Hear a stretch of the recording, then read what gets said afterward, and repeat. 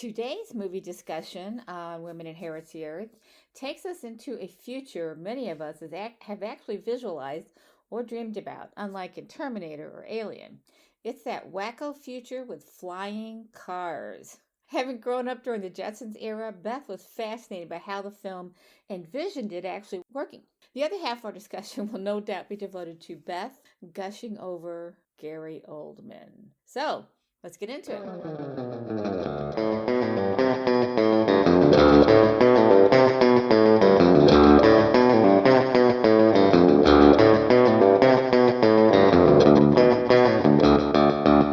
Hello and welcome to Woman Inherits the Earth, a mother-daughter podcast about the representation of women in movies and television.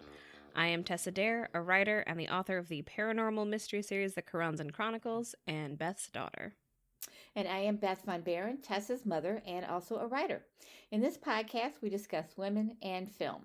Today, we are discussing The Fifth Element. The French title is Le Cinquième Élément. It was made in 1997. The director is Luc Besson. Screenplay by Luc Besson, Robert Mark Kamen, and the story is also by Luc Besson. Running time is 2 hours 6 minutes. It's a Columbia Pictures movie. The music is by Eric Serra. Never heard of him. Special visual effects are by Mark Stetson. Never heard of him, but they were very good. Director of photography is Thierry, Thierry Arbogast. Thierry or Thierry, not sure. Stars Bruce Willis as Corbin Dallas, Gary Oldman as Zorg, Ian Holm, again, we've had Ian Holm in a couple of movies, as Cornelius, Mila Jovovich as Lilu, Chris Tucker as Ruby Rhod. Was his name Rhod or Rhod? Rhod, I think. I think it's Rhod, Ruby Rhod. Okay. And a very short scene with heartthrob Luke Perry as Billy. He gets weirdly high billing considering that it's like kind of a cameo. He's only in the one scene. Yeah. He had really high billing for just this one scene. Yeah. I think at the time this was made, though, he was a big star. And a big heartthrob, so he might have gotten people to go watch it. Anyway, it opens in Egypt, 1914. Tess, take it away. All right, yeah, I'm going to do the summary. It's a little long, and I apologize, but there are a lot of things happening in this movie, and I wasn't sure which things you could cut out without making it make no sense. And it doesn't make a lot of sense as is, which I say as someone who loves this movie. It's not the most sensical movie on the planet. No, it's not. But I love it too, so it's okay. The Fifth Element takes place in a universe where, for an unknown reason, a great evil planet made of fire and lava appears every 5,000 years and tries to destroy the Earth. An alien species called the Mondoshaewans have, for some reason, decided to protect the Earth from this evil, and in 1914, they show up in ancient Egypt to take the weapon that will defeat it in order to keep it safe. The weapon works by using a combination of the four elements, earth, wind, fire, and water, and an unknown fifth element that appears to be kept safe in a sarcophagus. This is the scene that has Luke Perry in it. He's the assistant to an archaeologist who is, quote-unquote, discovering this thing. And then we cut to 300 years later. The ball of fire appears, and all attempts to destroy it only make it stronger. A priest named Vito Cornelius tells the president of Earth about the Mondoshaewans and their weapon, so the president allows the Mondoshaewans to enter Earth's space territory. Unbeknownst to them, however, a ruthless capitalist named Zorg, who is for some reason working with the fireball, has hired warriors known as Mangalores to intercept the Mondoshaewans, and they destroy their ship and just about everyone on it. Shortly after that, the Earth's government does discover a single survivor from the Mondoshaewan ship in the form of a hand. They literally find like a hand in the ship, which they use their like future technology to quote unquote reconstitute the being it belonged to. It's a very like kind of magical sci-fi thing. It looks to me like they're just cloning it. Yeah, but it doesn't. But when she comes out, she looks nothing like the creatures that had been there. So yeah, so the Mondoshaewans, as we see them, are like these giant metal creatures, but that might be armor. I don't know. It could be. You're right. Yeah, there's a lot of like random sci-fi terminology, and not all of it necessarily makes sense, and not all of it needs to. You know, no, it's a fable. Yeah, it was weird to watch this movie this time, trying so hard to like make sense of what was happening, because normally when I watch this movie, I just kind of let it wash over me. And anything that doesn't make sense, whatever. It's full of beautiful photography, fun acting, and Bruce Willis. So, and you know, anything you see, you can say what you will about the kinds of movies Bruce Willis makes, but he is so much fun. He is so fun to watch. He's great in this movie. Yeah, so fun to watch, and he's great in this movie. And this is like prime era Bruce Willis. This is like, we're not that far off from Die Hard. This is also around the time that he made 12 Monkeys. This is just like the Bruce Willis prime. It is. And he's great in it. He's very fun to watch in this movie. All right, so they reconstitute this being who is believed to be the inhabitant of the sarcophagus, aka the fifth element needed for the weapon. Turns out that this is a young woman named Lilu with extremely orange hair, played by Mila Jovovich. Freaked out by the fact that they have for some reason trapped her in a transparent tube while a bunch of old dudes stand around and gawk at or tease her, Lilu breaks the hell out of there and makes a run for it, eventually jumping off of a building and landing in the cab of Corbin Dallas, played by Bruce Willis. And by landing in, I mean crashing through the roof of his cab. The flying cab. The flying cab, yeah. And it's a nonsensical scene, but it is very cool to look at because you literally get her like standing on the side of this building. The buildings are so high up that you literally like can't see the ground. And in fact, we never see the ground of New York City in this whole movie. And in fact, I get the impression that he does go low a couple times and it looks really smoggy and yes, he calls it the dirty. fog. So it could be that they're all living up above the bad atmosphere is my thinking on this. Yeah, the vague impression that you get is that they've continued to build New York City upward to get above the smog, and like even when they go down into the fog, as he calls it, which appears to be like the lowest that anyone ever goes, even that is not the ground. So it just sort of feels like we're building city on top of city or whatever. When she jumps out of the window, I think my thinking is, oh, she's going to be fine. I don't know why I think that, but she feels like a superhero. She feels like somebody who could crash into something and survive. Yeah, I mean, they have essentially told us at this point that she is a superhero. Like, they say that she is the, like, reconstituted form of the person in the sarcophagus, who they have repeatedly referred to as, like, the perfect warrior. In the scene where they reveal her in the tube, all of these creepy old dudes are going around, like, breathlessly talking about how perfect she is, which, before they reveal that she's a woman, is all around, like, oh, she's the perfect warrior, the perfect specimen. And then they reveal that she's a woman, and all of a sudden it turns very, like, leering, and, like, she's so hot. But you don't lose that, like, she is this perfect warrior person. Also, before she breaks out of the tube, they tell you that it is unbreakable glass, and then she just punches through it. Right. So she gonna be fine.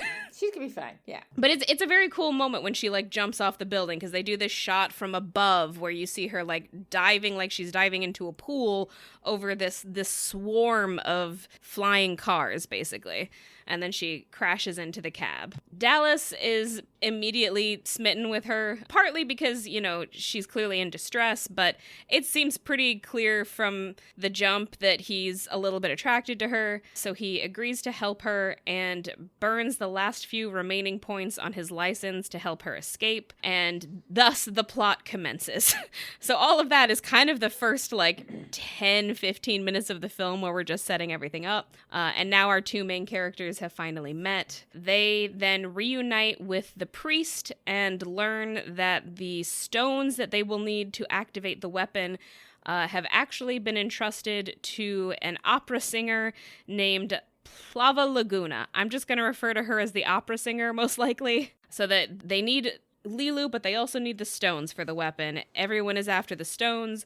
Turns out the opera singer has the stones. At the same time, the government learns the same thing, and they end up contracting Corbin Dallas to go after the stones as well. This is another sort of unexplained moment in the movie. The stones are what Lilu is after, and so he wants to stay with Lilu. So he was kind of probably going to go after the stones anyway, but also at the same time, the government, who does not know that he has been in contact with Lilu, decides that he's their ex-military guy that they're going to send after these stones. It's just kind of like a a coincidence in the story. You just have to suspend disbelief. Yeah, you just got to roll with it. Going. So the government contracts him, and the way that they decide to get him to where the opera singer is going to be is that they rig this huge radio contest to win him some plane tickets to what turns out to be a like floating spaceship hotel where the opera singer is set to perform. So, through a continuing haze of hijinks, Dallas and Leeloo eventually get on the plane/spaceship. And you have to go over the scene where they're trying to get the tickets.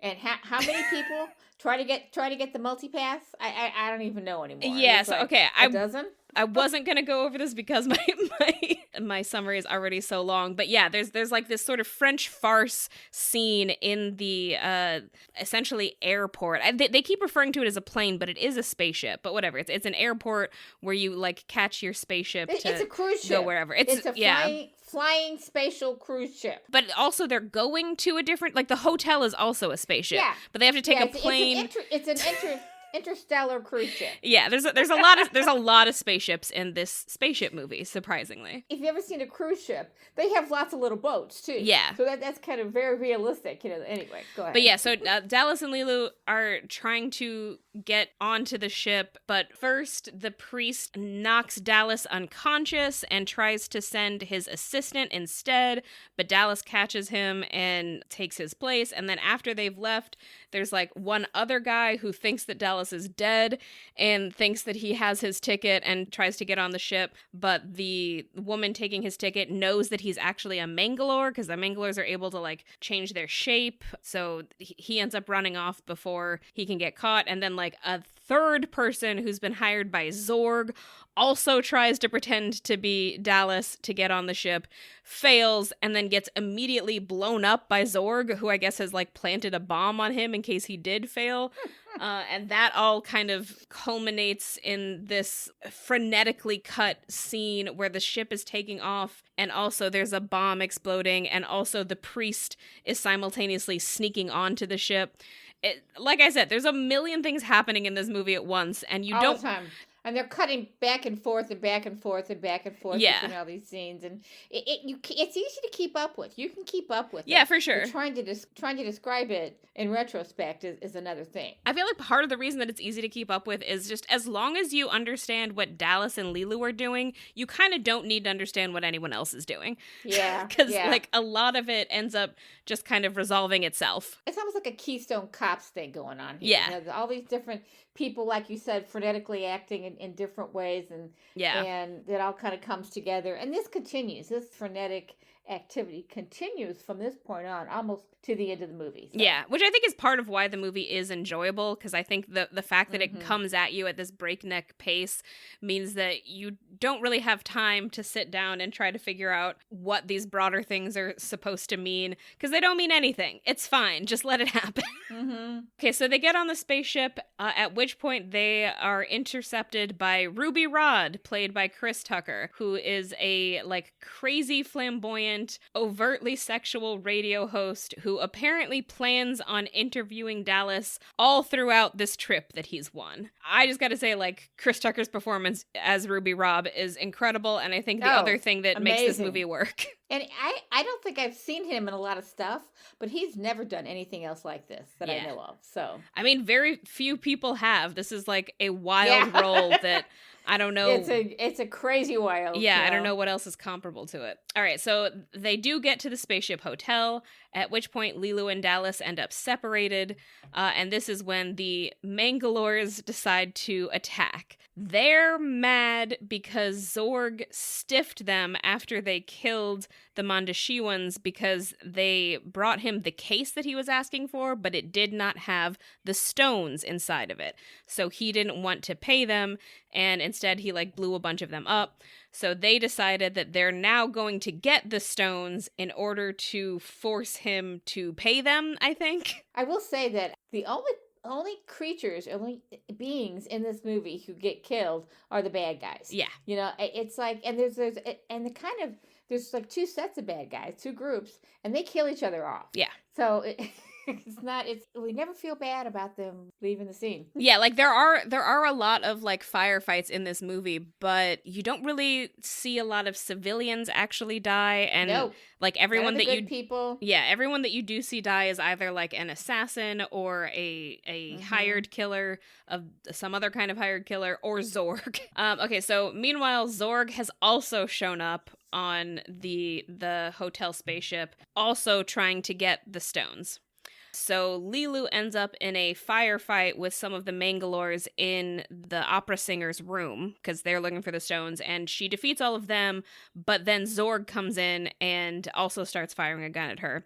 Meanwhile, Dallas is watching the opera singer's actual performance, which is very cool. Honestly, one of my favorite parts of the movie is this It's the best moment. Yeah. They keep cutting back and forth between the opera singer's crazy cool performance and Lilu fighting these guys in the opera singer's room, and there's this very clear parallel between the two of them. Lilu's fight is very highly choreographed, and it kind of ends with her like throwing her arms out just as the opera singer throws her arms out. Also, the opera singer is maybe one of my favorite designs in the movie because she's this like weird blue alien that is simultaneously like kind of pretty but kind of bizarre, and she sings like a traditional opera at first, but then it gets this kind of like house beat put under it, so it's like simultaneously an opera but also very like 90s music. Well, it's interesting because it's incredibly beautiful, and I think one of the many points I think the filmmaker is making in the movie is how important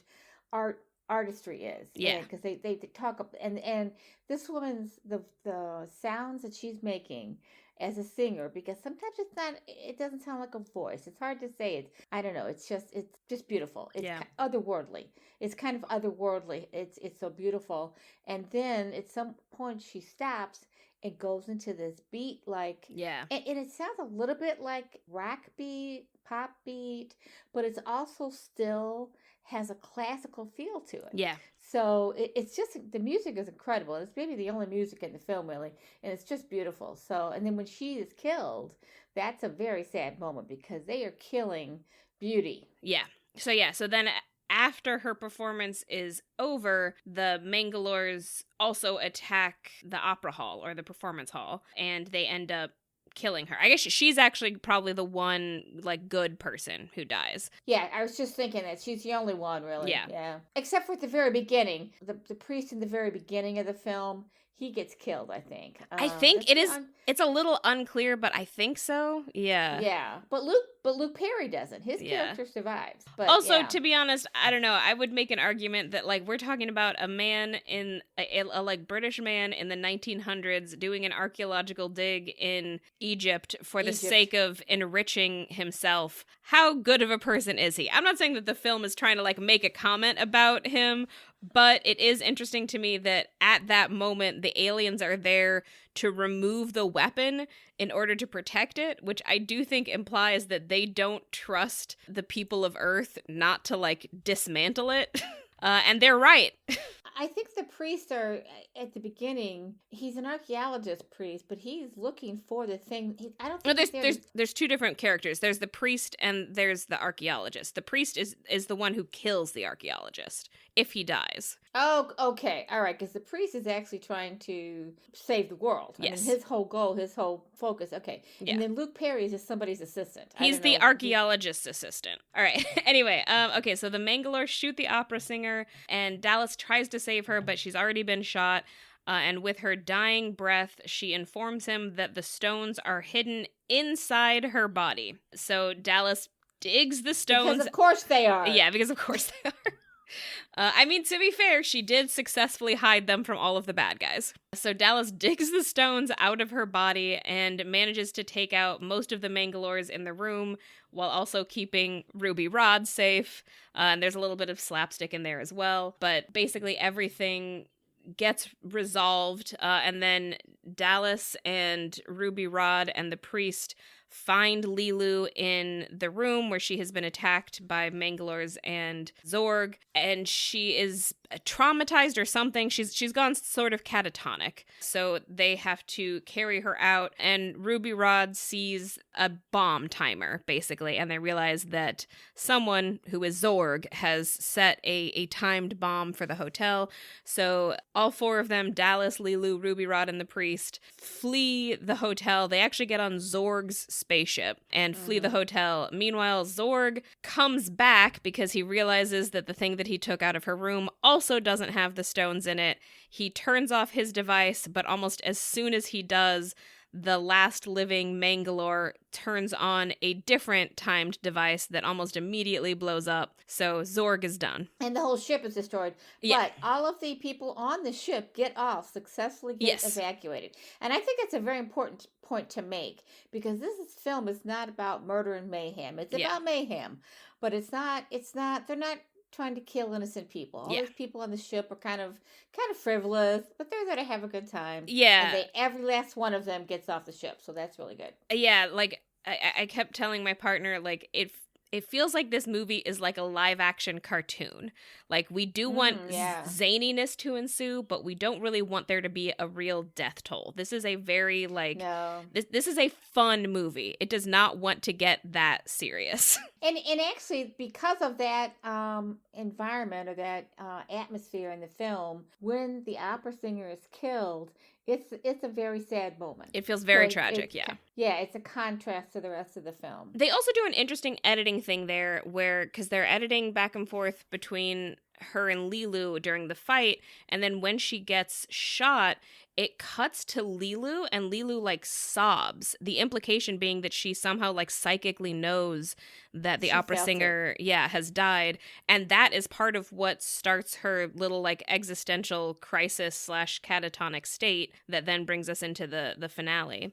So on the ship, our main four heroes take it to Earth, specifically to Egypt, where they also meet up with the priest's assistant. And they go around activating the weapon. They put the stones in their spots, and then they discover that each one has to be activated by an actual example of the element. So you have to, like, throw dirt on the earth one. You have to blow on the wind one.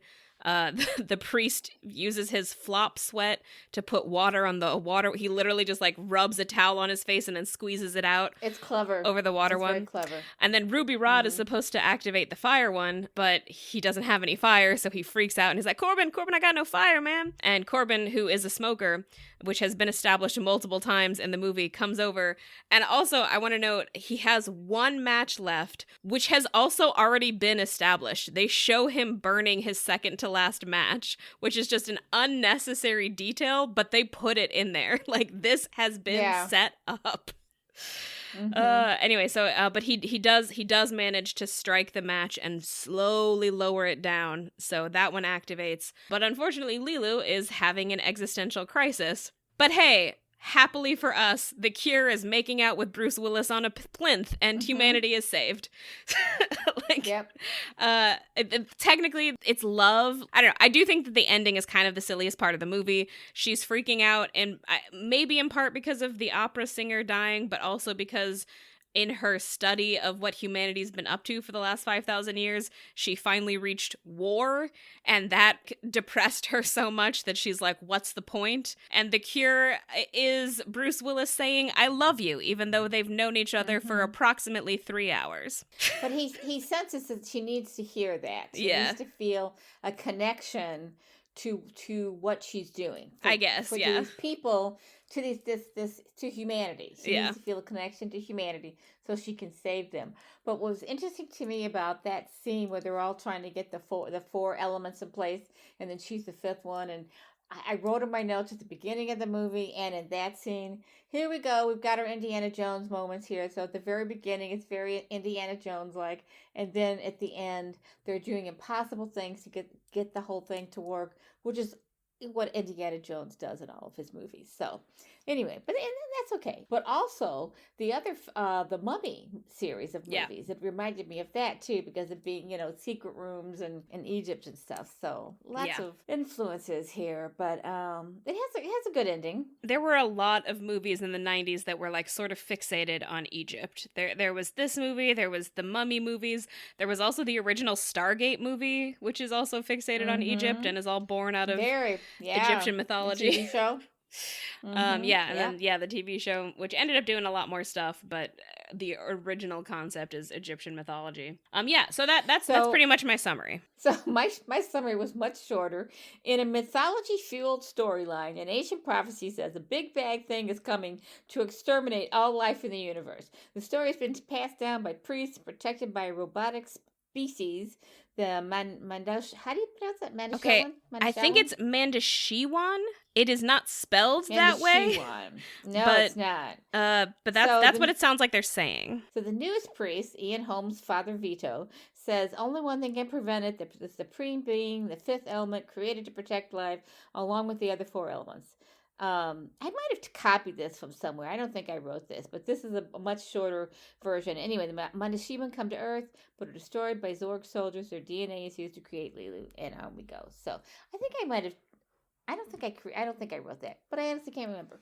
Anyway, but it's also set in Brooklyn. That when you're talking about New York, it's Yes, South Brooklyn. it's Brooklyn, But they actually gave it a, yeah. So anyway, and it's the whole the whole flying cars thing in this movie, in those early scenes where things are going alongside buildings, you've got tracks and things are flying. It just seems very roller coaster like to me. Yeah, for The sure. whole early scenes, yeah. So it's like we've become a roller coaster culture by the 27th century. But it is still what the police chasing him in the flying cars. It's a great chase scene. And then noticing during that chasing how polluted the earth is. So that's not a good vision of the future for sure. I read a little bit about the film before we started talking, and Luc Besson has made about 20 films since his debut in 1981, including Subway in 1985, La Femme Nikita in 1990, some documentaries, some animated films.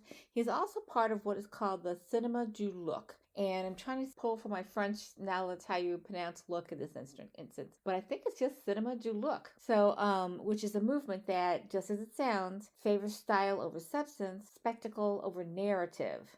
According to Wikipedia, which is pretty accurate for the style that he's going for. But Luc Besson himself has rejected the label.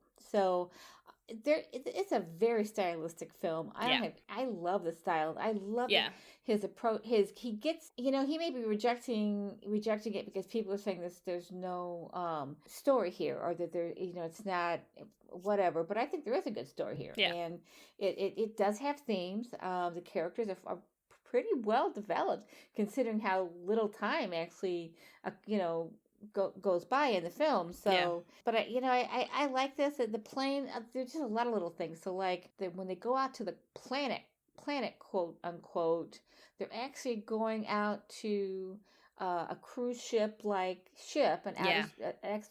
interstellar ship that is orbiting a planet. And at one point they talk about being able to go down to the planet, but they never do in the course of the film. So I don't even know what that's about. It's called like the Floston Pleasure Planet or something in the Angel Nebula. And like they tell you that there's like 200 beaches on the planet that you can go down to. Yeah. But in the course of the movie, we never actually go to the planet at all. We never see them. And so that raises one question, because there's actually a shuttle, like, the American NASA shuttles, that kind of a vehicle, and a plane type shuttle that takes all the passengers out to the cruise ship, interstellar ship that's orbiting the planet.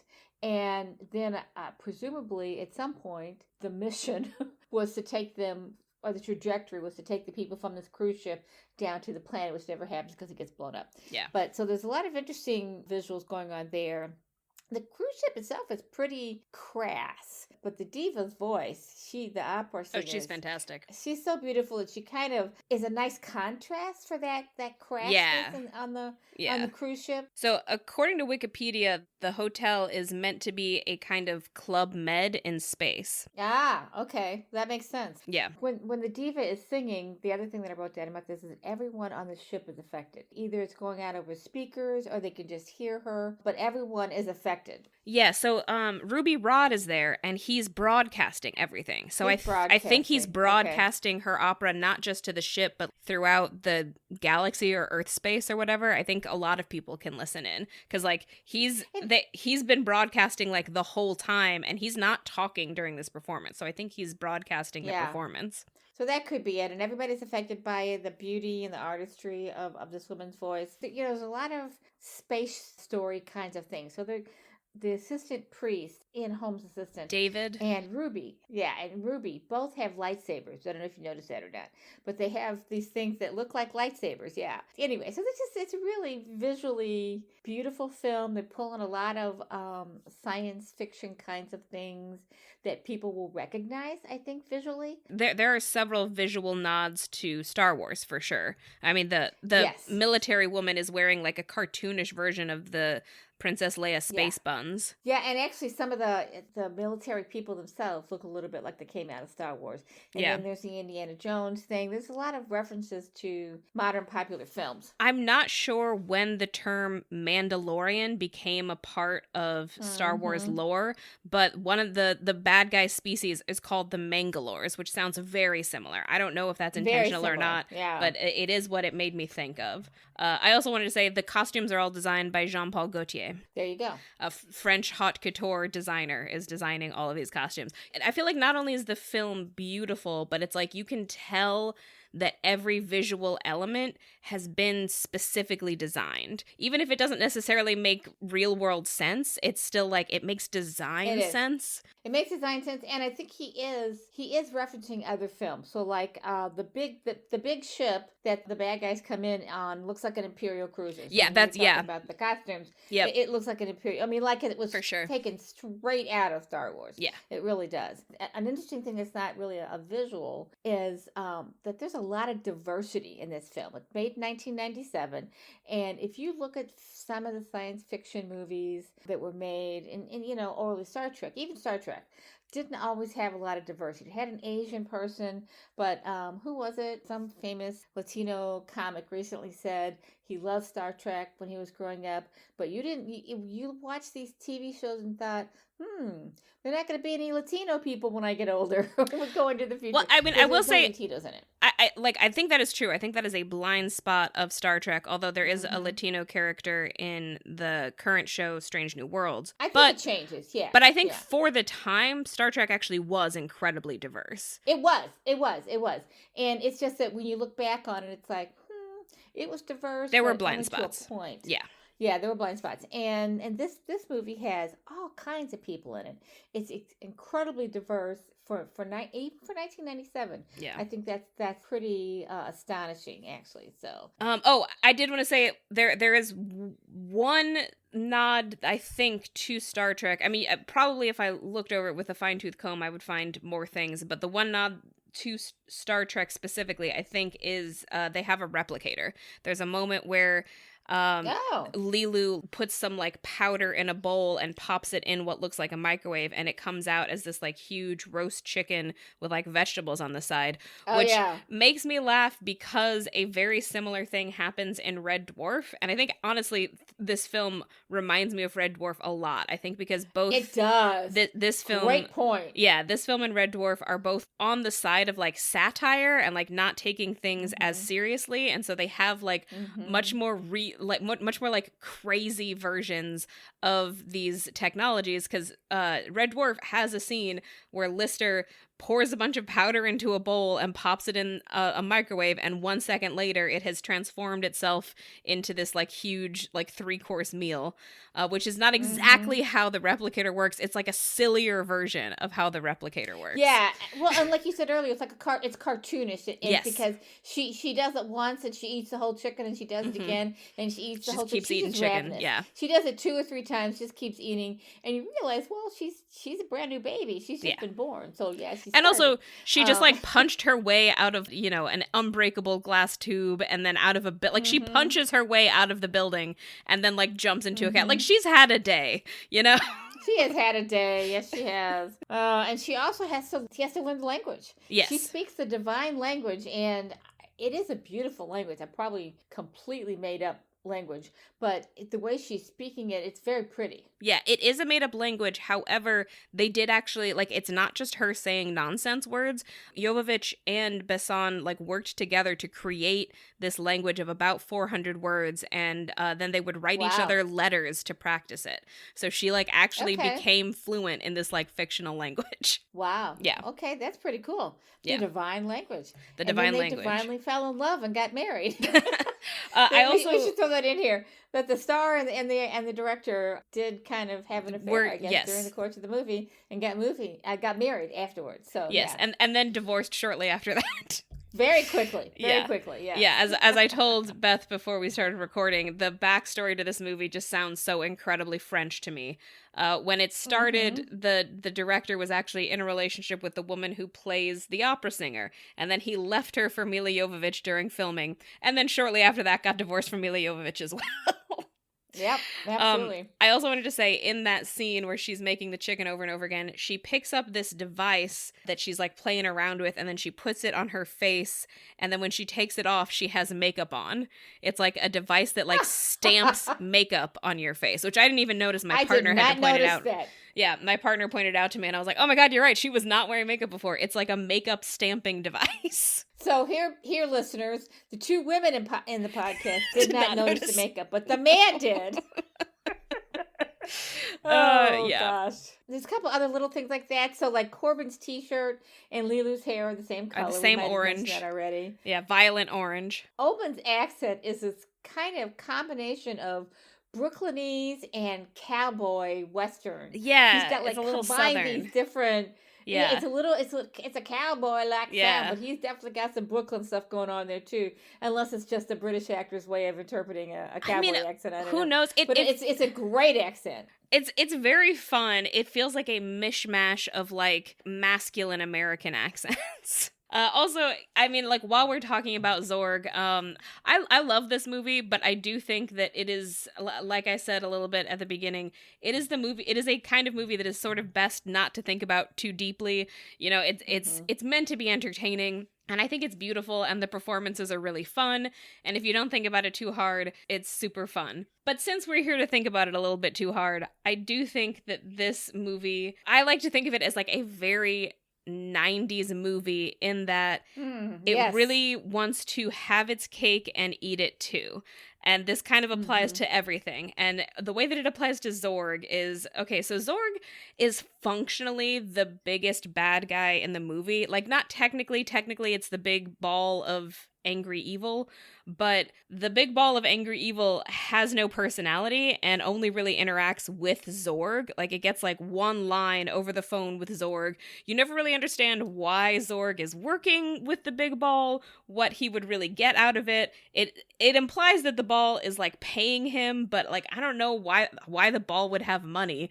Anyway, because the ball is sort of devoid of personality, Zorg is functionally our main villain. He's our villain who has a personality, and he is explicitly just like an evil capitalist. Like, everything that he does is capitalistic. It's implied that the reason he's working with the ball is for money. He has an exchange with the priest where he's trying to get information out of the priest, and his defense for wanting to do evil stuff is that when you destroy something, you're like creating jobs for people. And it's a very thin defense. And right after he says it, he starts to choke on a cherry that he like stupidly like knocked back. And the priest has this whole moralizing monologue where he's like, oh, so like, where are all of these people who who supposedly have these jobs? Where are they now to help you? Before finally hitting him on the back and helping him out.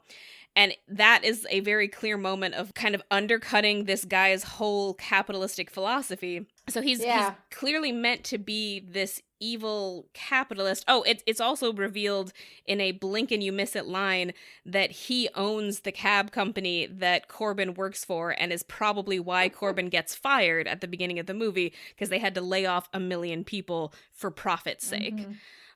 So I would also interject here that Zorg as a character, though he is the bad guy the most of the movie, you don't really dislike him. I mean, he's kind of it's almost most bad guys, you really, really hate them. He's just a capitalist guy who's made a lot of money, and he's willing to kill people to do it, but everybody he kills at the end is pretty much other bad guys. So he's not, I think it's a little sad that he got killed off. I mean, he's irredeemable.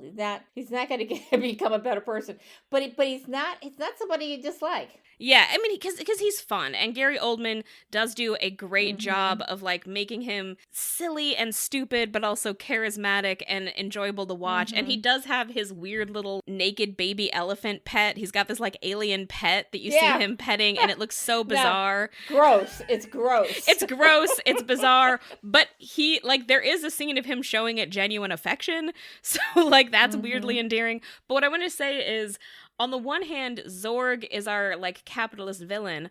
On the other hand, we see capitalism in action in many other ways in the film, and those all seem to be an endorsement of capitalism.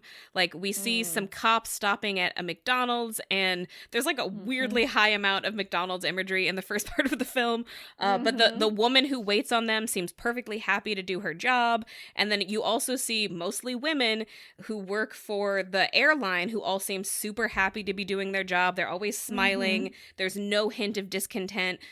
They don't get their own perspective. They're just kind of there to be like happy and sexy and smiling, and there's no critique of that whatsoever, even though these are like service positions. It's a throwback to 1960s stewardesses. Yes, for sure.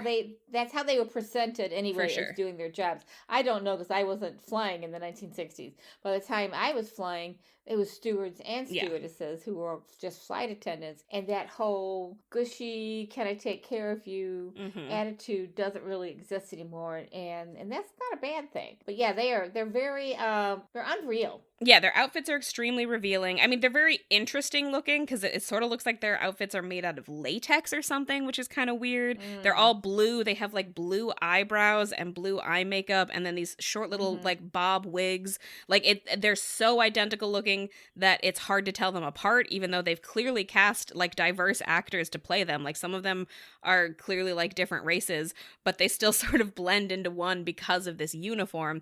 And the film has no critique of that. Like, this is just presented as a positive, fun thing. Look at all these hot women who are here to just do stuff for you. So it's a moment of weird contradiction at the heart of this film, that on the one hand the uber capitalist is the bad guy, but on the other hand it's totally fine that all of these women are probably making minimum wage and forced to wear these tight latex outfits, and they're just smiling and happy. They don't have any problem with this job. They're happy to be objectified. They're a little zombie-ish, like. I think that's true, and they're really the only other than Lilu, they're really the only women in the movie, except for the singer who we don't get any kind of a backstory on her, which is unfortunate, because she seems like she would have been an interesting character. And I think one of the police officers is the military woman with the Leia hair, but she never gets a line and is also kind of the butt of a joke. Like, her physical existence is there. She's there so that Bruce Willis can be kind of disgusted at the thought of her, and then she's never seen again.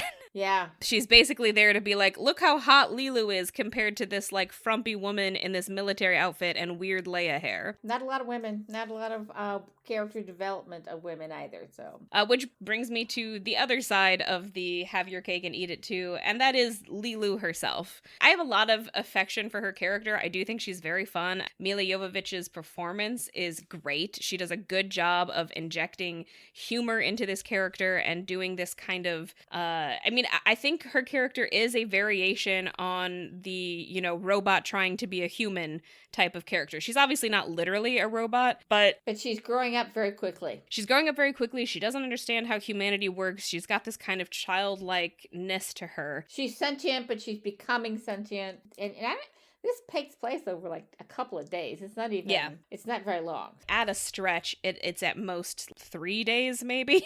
At the most, yeah. Yeah, which is why it's like a little bit crazy that it ends with Bruce Willis saying, "I love you" to Lilu, because they've known each other for a couple of days. She's very charismatic. He is very alone.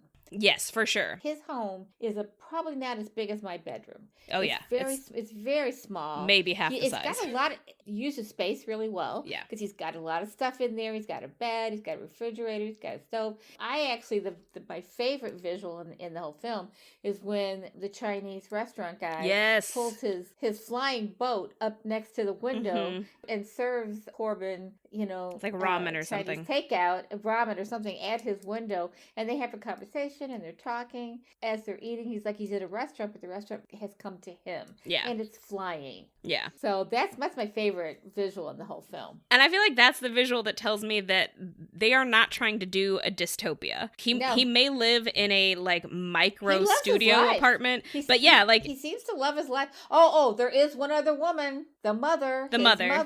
Yes. Oh my God. Who you never see periodically. Yeah. You hear her on the phone. She calls him all the time and bitches at him about everything. Everything you can imagine is a stereotypical mother. Yeah. And I didn't appreciate that. I think I didn't like left that completely out. Yeah. She's a thorn in his side. You didn't tell me you were leaving the planet.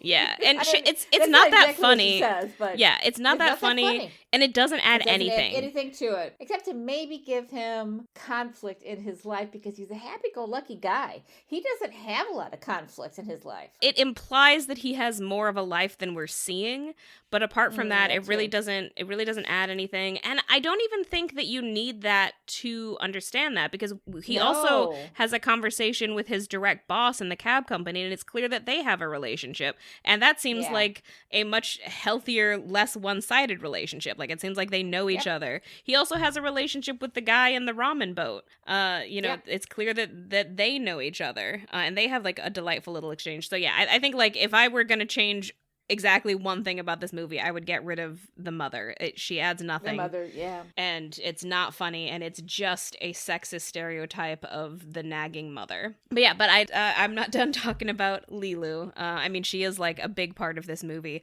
You know, I think on the one hand, like, it's very cool that she gets to be such an action star, and that she feels so like physically invulnerable for much of the movie. And Mila Jovovich is very fun portraying her, and she's got some good comedic moments, like the famous multipass line. She's very good at delivering that. On the other hand, she is a prime example of the trope known as born sexy yesterday, which I have talked about on the podcast before. She was born yesterday, but she's immediately sexy, immediately objectified, and immediately sexually available to Bruce Willis. Now, that last one, I will say, the only counter to that is there is a moment when he brings her to the priest and she's unconscious, and he kisses her. And she responds to that by putting a gun to his head and yelling at him in the divine language. He then asks the priest what she said, and the priest says, "Never without my permission." And that is a very important point in the movie for me. I mean, well, first of all, I would back it up and say that Ian Holm is adorable. He's great. When he first sees her and sees that she's a girl. Yeah. He's just adorable. But yeah, that scene made me respect this film so much, because she says to him, "Not without my permission." And that is something that women have a hard time saying. Yeah. You know, men touch us. Men initiate kisses a lot of times. We've talked about this before. That's something that I grew up with, and it's never bothered me to see it in films or television or experience it in real life. It's never bothered me. But as soon as you pointed out to me, I thought, you're right. They should ask permission. And it's funny because in a lot of more modern TV shows, I'm seeing that happen more. Yeah. Younger generations or both partners are asking permission before they kiss. So that's a great scene. In 1987, Yeah. it's really It's really Yeah. early. And I do think it's important that Bruce Willis's character responds to that by saying, "You're right, I shouldn't have done it." And then even in a separate scene when she's not even around, he says, "I shouldn't have kissed her." And like I do think that's important and good, both because that is the right reaction and also because it's a reaction that is devoid of anger. You know, in that moment, you could view that as her rejecting him, and he doesn't sit there and get like butthurt and angry about the rejection. He's like, "You're right, I have overstepped." And it doesn't like change the way that he treats her. He continues to treat her with the same affection because she's right and she's allowed to express her boundaries, and he realizes that he's wrong and that the thing that needs to change is him doing things that would go against her boundaries. On the other hand, and this is kind of going back to your point about having their cake and eating it too, she is the embodiment of love. As the fifth element, they're saying that she is love, so people are attracted to love, and so it kind of makes sense that he was maybe pulled toward her, and that's why the impulse to kiss her grabbed him, because she is maybe of love. We don't know that yet, but what I'm saying is Luc Besson might have put that in, and that might have been what he was thinking. So that cake and eat it too kind of thing. Exactly. He's setting Bruce Willis up for this, but then he's also making her push back against it. It's an interesting part of the movie. Yeah, I think that her character is full of a lot of contradictions, because like she is consistently objectified throughout the movie. I mean, we haven't explicitly said this, but when she first wakes up, she's naked, and then they put this like quote unquote thermal bandage suit on her, which is literally just like strips of cloth covering her vulva and her breasts, and like a strip like down her front or whatever. It's like barely clothes. It's barely even underwear. Yeah, it's not even that. Yeah, and that's what she does her big escape in. And at the same time, in that room, as I did mention in my summary, all of these dudes are just like sort of salivating over her. They keep like whispering about how perfect she is and staring at her body. And there is this shift where before she has been created, they are talking about her with using male pronouns. They keep saying he because they think because it's going to be a warrior, it must be a he. And then as soon as they see that it's a woman, it all switches to leering and objectifying just like instantly.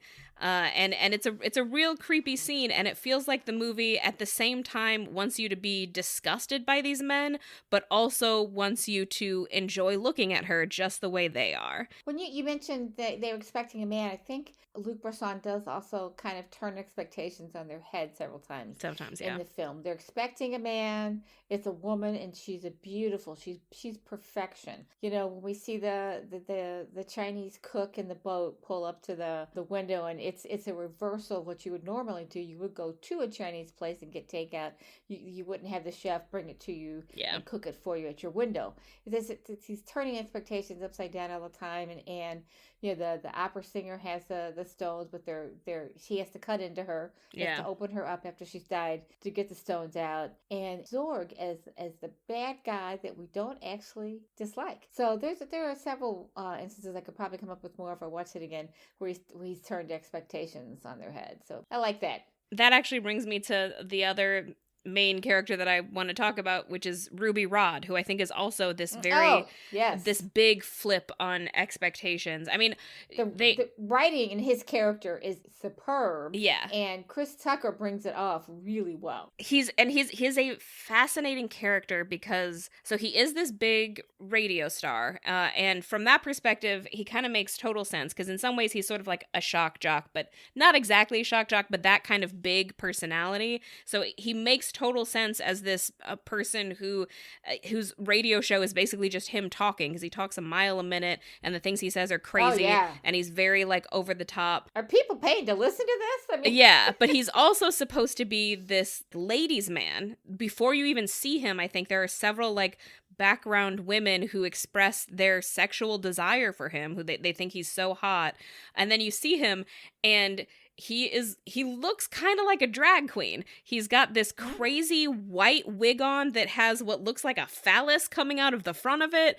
And he's wearing a skin tight bodysuit in leopard print with this wide open chest piece, the top of it, collar. He's got this big collar that's like open at the top, showing off his chest and the tops of his shoulders, which are very muscular. And so that they're very like this, you know, kind of this beautiful masculine image, except that design is very feminine. You know, it's usually women who have gowns that show off their chest and shoulders. So that the design of his outfit is very feminine, but also it is like calling attention to how masculine his chest and shoulders are. And the way that he walks, he has this extreme sway to his hips, like he's swaying from side to side.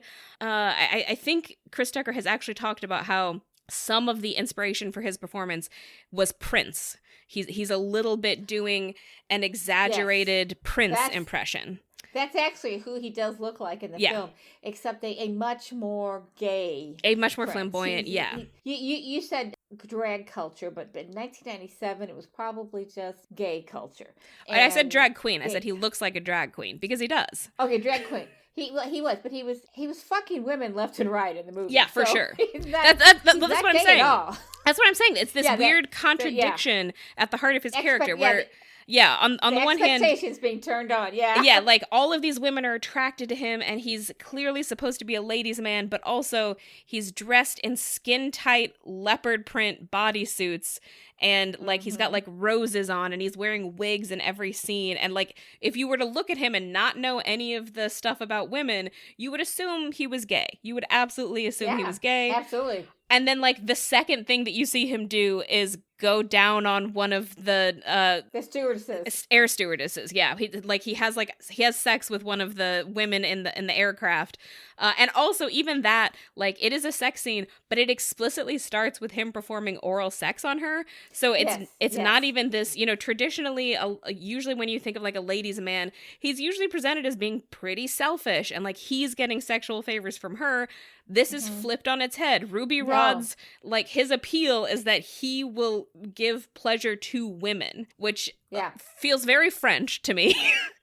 But as also just kind of this like refreshing twist. As I told my partner, I'm like, for years, the only movie that I could name where you know for a fact that a man performed oral sex on a woman was Fifth Element. It's this scene. Good point. Very good point. And actually it evolves. They have sex for a period of time because they start off with that, and then after the thing takes off and everybody has to, you know, lay down and whatever and go and they're in a bunk together and her legs are stretched out, and then when the sexual part is over, she drops her legs. It's a cutting back and forth between that and other things that are going on. Yeah, it's cutting back and forth. Effective. It's in the scene when the plane is taking off. So it's cutting back and forth between the plane taking off and the priest sneaking on board, and then that guy getting blown up. But yeah, so I just like I feel like Ruby Rhod. I mean, for me, Ruby Rhod is a big part of why this movie works. Because Chris Tucker is so fun to watch and he's so funny. So many of his lines are so fucking funny. But also because of this interesting twist to him. He is this womanizer character, but he's also kind of gay. And, you know, it doesn't necessarily seem like he's the one who gets off on it when he has sex with women. It's the woman who does. Yeah.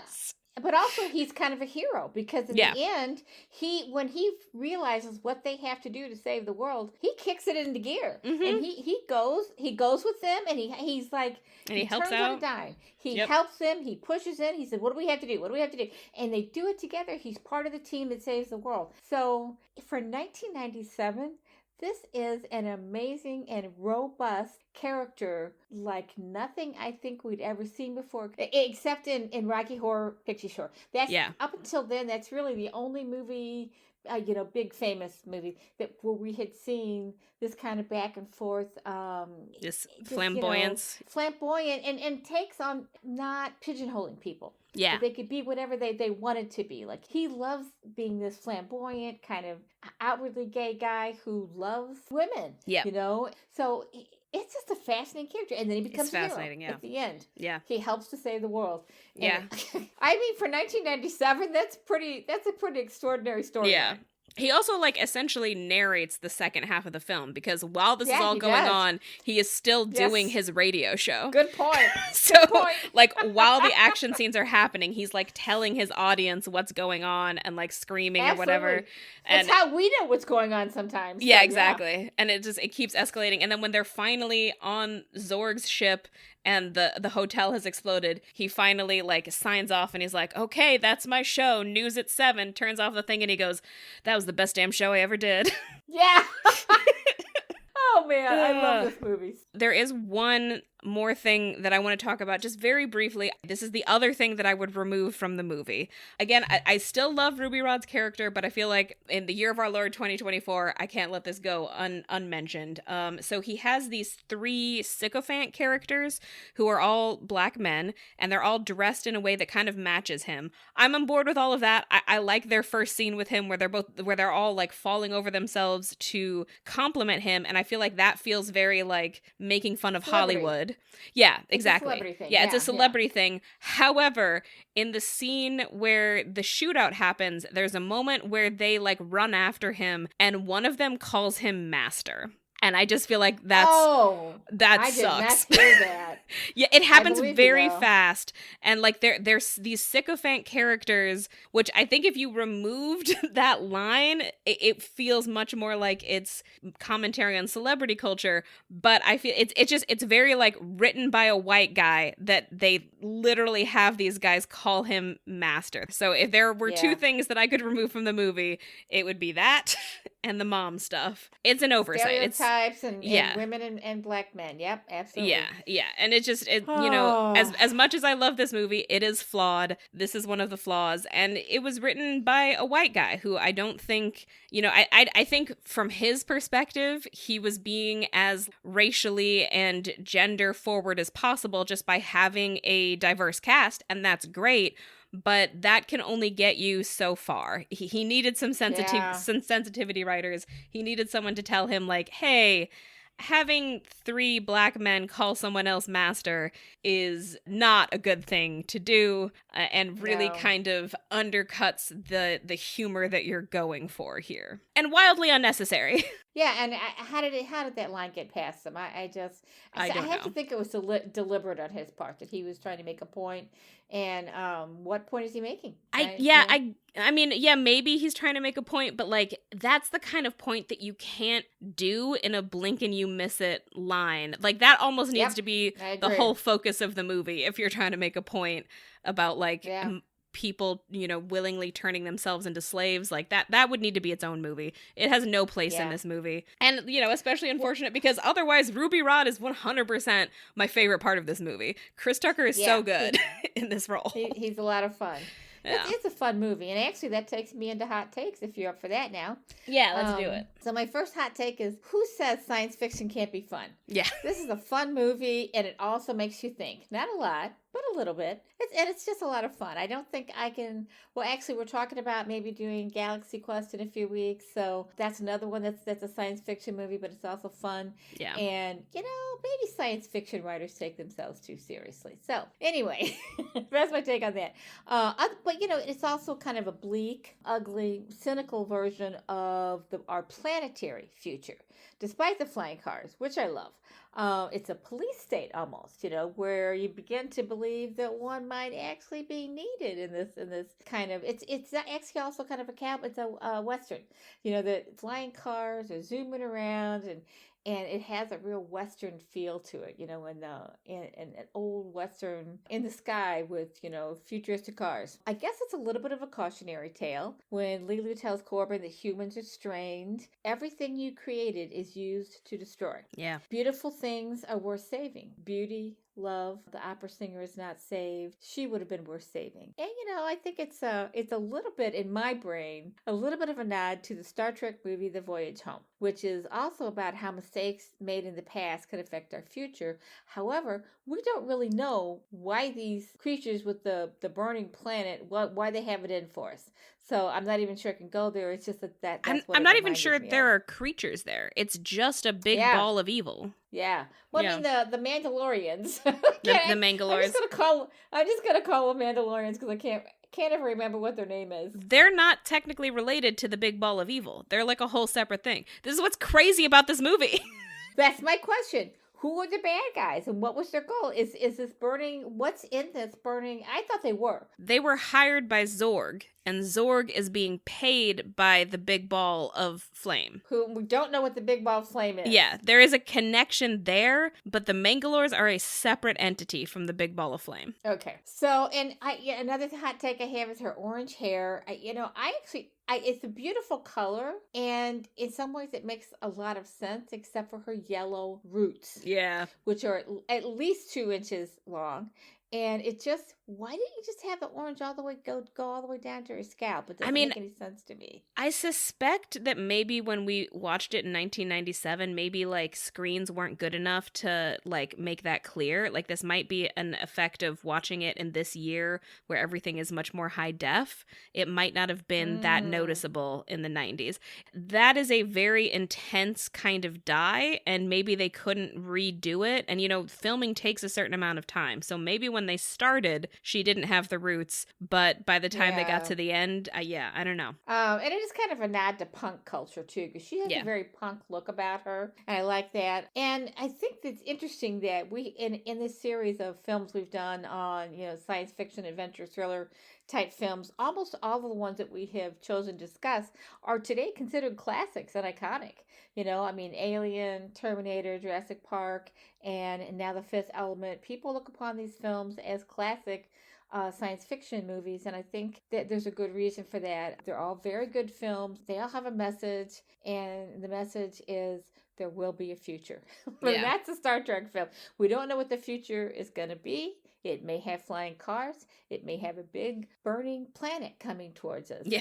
But it's going to be there. So that's all I got. Yeah. Well, and The Fifth Element is kind of an interesting case because it is neither a dystopian nor a utopian future. It's kind of just exactly. What if we continue exactly the same way that we've always been, and we don't get wiped out, we don't wipe ourselves out, we're just as messy and flawed. Yeah. Like we didn't mention this, but in the scene where they're getting the multipass tickets, the background is full of trash. There's just like trash everywhere, and the woman who's giving them their tickets apologizes for it and gives no explanation. There's just a bunch of trash. There's still McDonald's. It feels very 90s because it was made in the 90s, and so much of the style feels very reminiscent of films at the time, just like much more colorful. That's part of what I like about this movie, is that it is this like vision of the future where we have neither destroyed ourselves nor saved ourselves. We're just kind of still limping along. And his, it's funny because Corbin's apartment, I keep coming back to this, and actually I think visually for years and years and years, that apartment has stayed with me in my mind, and it's not oppressive. It's very small, but it doesn't feel claustrophobic, except for when he sticks the people into the refrigerator and under the bed. But for him, it never really feels, and for us, the viewer, it doesn't really feel claustrophobic. It feels very efficient. Yeah. It feels like he's got a lot of space, even though we can tell, but it's very small, and it's clean.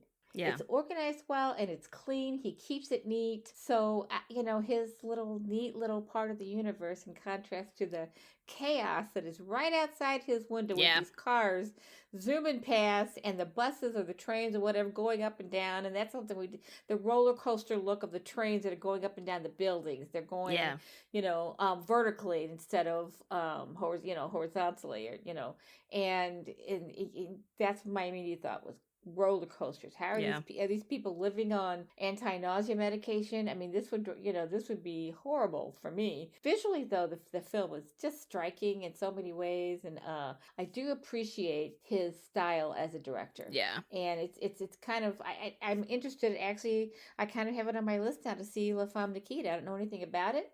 It's a more serious film, I think, but I haven't seen it. And most of his films are in French. This one was actually made in the English language. So. Yeah. Also, Corbin Dallas has a cat. He lets his cat in the first scene that we see him. Yes. She does just kind of disappear from the film after that, but it felt like a moment of like, this is technically the future, but people are still the same. He's got this cat. It's been still the same. Yeah. They make the best of what they have. He's got this limited space, but he has made it his own. Yeah. He has a feline companion. Yeah. He has friends because he's on the phone with friends all the time. Yeah. And even the military cops who come to him know him and treat him respectfully and affectionately because he's a likable guy. Nobody's gonna not like Corbin. He's just he's a fun guy. And the one last note that I wanted to make about the visuals, and I'm gonna see if I can express this in a way that makes sense.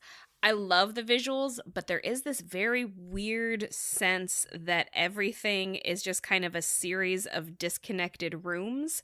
And I don't know, that might just be a side effect of, the fact that this is a super sci-fi movie that did not have, unlimited budget and unlimited access to CGI. We get very few like establishing shots. And like, as we mentioned before, in New York, there is this feeling that no one is on the ground anymore.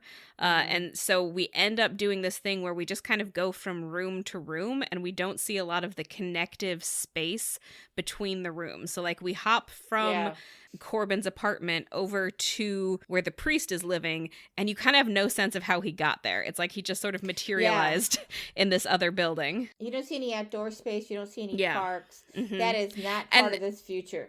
Yeah, and when we go to the spaceship hotel, you don't actually know at first that the hotel is going to be in a spaceship. They make it sound like it's going to like we're going to this pleasure planet, but then it turns out the hotel is a spaceship and we never go down to the planet. So there is this interesting sense that you're never actually on the ground. You're never except in Egypt. In the very last scene, except they're in Egypt, which also in the opening.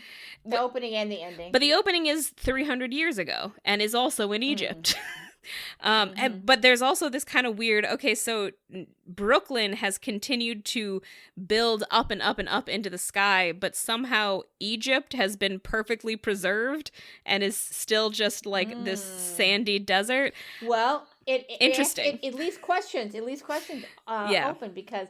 And why is it Brooklyn and the reason these apartments are so small is because there's so many people. Yeah. There's all these buildings that are just like the building he lives in, which means there's a huge population there. Has everybody in the United States gone to live in Brooklyn? Yeah. And when you get to Egypt, what's going on there? Are they, there's a lot of questions left unanswered, and that's okay. It's not a complaint. It's just an observation. But so I guess my hot take about the movie is I don't think a movie has to be good to be good, if that makes sense. Like, which I guess, to be a bit clearer, I don't think a movie has to like make sense or be that deep to be a super fun and enjoyable time. Like I've been talking about the themes, and there are definitely, like I said, there are those couple of things that I would change. And I do think that there could have been a version of this movie where Lilu was not quite so objectified, for sure.